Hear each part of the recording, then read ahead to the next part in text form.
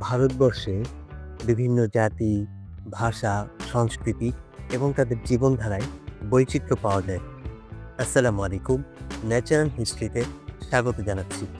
ইতিহাস বিষয়ক নতুন নতুন ভিডিও পেতে যারা ইউটিউব থেকে দেখছেন, চ্যানেলটিকে সাবস্ক্রাইব করে দিবেন।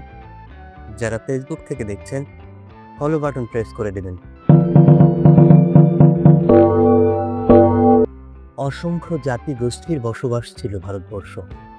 দ্রাবিড় জাতি ছিল ভারতের সবচেয়ে প্রাচীন অধিবাসী। এরপরে আর্য, কুষাণ, হুনদের পর্যায়ক্রমে আগমন ঘটে। মধ্যযুগে আরব, তুর্কি, আফগান, মুঘল এবং আধুনিক যুগে ইউরোপীয়দের আগমন ঘটে। ঐতিহাসিক হুইট বলেন, ভারতবর্ষকে বিরাট একটি জালের সঙ্গে তুলনা করা যায়।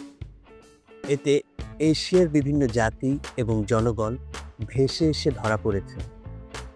আর এই বৃহৎ জাতিগোষ্ঠীর বসবাসের কারণে আইরিশ ঐতিহাসিক ভিনসেন্ট স্মিথ ভারতবর্ষকে নৃতত্ত্বের জাদুঘর বলে অভিহিত করেছেন। ভারতে রয়েছে অসংখ্য ভাষার প্রচলন, যার মধ্যে 22টি ভাষা ছিল তাদের সংবিধান স্বীকৃত। এখন এই যে বহু জাতিগোষ্ঠী এবং এত ভাষার প্রচলন, যার কারণে ভারত প্রায় 118টি রাজ্যে বিভক্ত হয়ে পড়েছিল এবং তাদের কেন্দ্রীয় শাসন অনেকটাই ভেঙে পড়েছিল।